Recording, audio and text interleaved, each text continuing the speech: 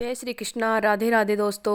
एकादशी का व्रत रखने के लिए सबसे पहले हम यहाँ पर विष्णु भगवान की प्रतिमा को लगा लेंगे। विष्णु भगवान का जो एकादशी का व्रत होता है सभी प्रकार के दुख दरिद्रता और पापों को नाश करने वाला व्रत होता है। इस व्रत को करने से हमें सुख समृद्ध संपत्ति वैभव ऐश्वर्य मोक्ष की प्राप्ति होती है। एकादशी का व्रत रखना अत्यंत ही शुभ और फलदायी होता है। इसका धार्मिक महत्व यह होता है कि जो भी इंसान एकादशी के व्रत रखते हैं उससे हमारे घर में सुख समृद्धि बढ़ती है। और वैसे भी हम कोई भी व्रत करते हैं तो हमारी पाचन शक्ति बढ़ती है, तन मन शुद्ध होता है। और एकादशी का व्रत हम किस दिन शुरू करना होता है, कैसे शुरू करने होते हैं। एकादशी का व्रत सबसे श्रेष्ठ माना जाता है। एकादशी का व्रत उठाने के लिए यानी एकादशी के दिन यह व्रत हमें शुरू करना होता है। महीने में 2 एकादशी होती है, कृष्ण पक्ष एकादशी और शुक्ल पक्ष एकादशी। परंतु जब एकादशी के व्रत शुरू करते हैं यानी प्रथम बार एकादशी का जब हम व्रत उठाते हैं तो किसी भी एकादशी को आप नहीं उठा सकते। उसमें से वर्ष में गिनी चुनी ही कुछ एकादशी आती हैं जिन्हें हम व्रत को उठा सकते हैं। उसमें से जैसे निर्जला एकादशी, दे उठनी एकादशी सबसे महत्वपूर्ण मान जाती है। उत्पन्ना एकादशी, क्योंकि इस तिथि से एकादशी उत्पन्न हुई थी और इस तिथि को इसका जन्म हुआ था। एकादशी का जन्म पर ही भी हम एकादशी का व्रत उठा सकते हैं। भगवान विष्णु को पूजा जाता है और विष्णु भगवान ने इसको वरदान दिया था कि जो भी मनुष्य एकादशी के व्रत करेगा उसको सभी प्रकार की मनोकामनाएं पूरी होगी और विष्णु भगवान उनकी समस्त मनोकामनाओं को पूरा करेंगे। एकादशी का व्रत सबसे श्रेष्ठ तिथि मानी जाती है और वो एकादशी का जो व्रत होता है उसके कुछ नियम होते हैं। जब हम प्रथम बार एकादशी का व्रत करते हैं तो हमें कुछ नियमों का पालन करना होता है।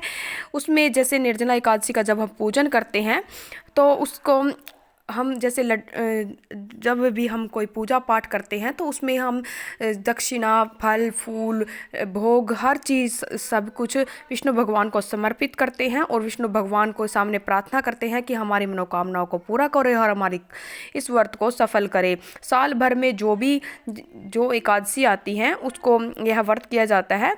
व्रत को उठाने के लिए हमें मन में अपने हाथ में जल लेकर संकल्प लेना होता है कि हम इस व्रत को आज कर रहे हैं। ये विष्णु भगवान हमसे कोई गलती हो गई हो तो इसे माफ़ करें और हमारे इस व्रत को संपूर्ण करने में हमारी मदद करें और हमारे व्रत को स्वीकार करें। एकादशी का व्रत बहुत ही वैसे तो कठिन होता है। इसमें नमक का सेवन नहीं करना होता, एक समय भोजन किया जाता है।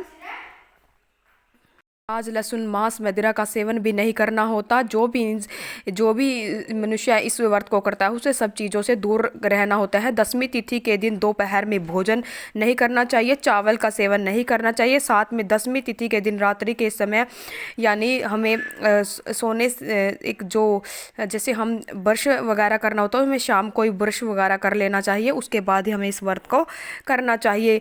मुंह में अनाज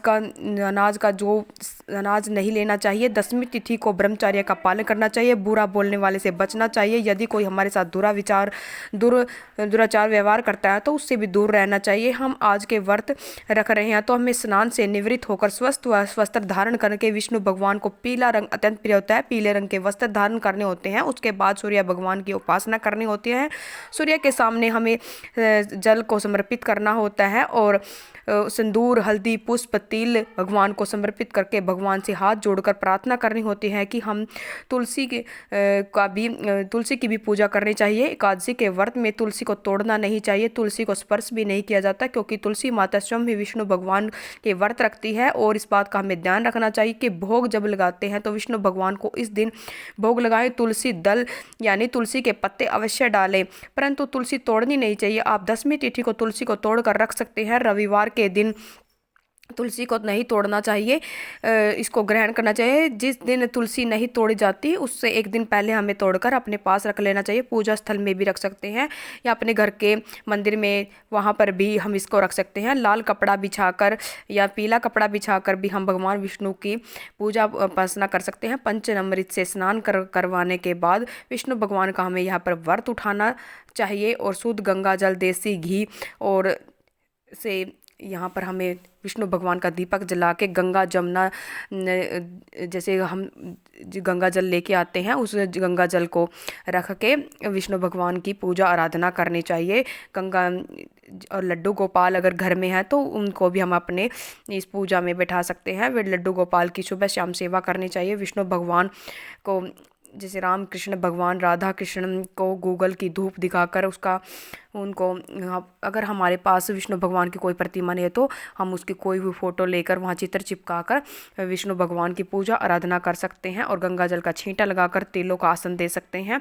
और ऐसे एकादशी का व्रत किया जाता है। चावल का प्रयोग नहीं किया जा सकता क्योंकि एकादशी के दिन चावल नहीं खाने चाहिए। और देसी घी का दीपक जलाकर इस व्रत को सफल किया जाता है और भगवान से प्रार्थना की जाती है कि विष्णु भगवान हमारी इस छोटी सी पूजा को स्वीकार करें और हमारी मनोकामनाओं की पूर्ति करें। इस तरीके से यहाँ पर हम उत्पन्ना एकादशी के व्रत को उठा सकते हैं। जय हरि विष्णु, जय श्री विष्णु भगवान, जय श्री कृष्णा, राधे राधे।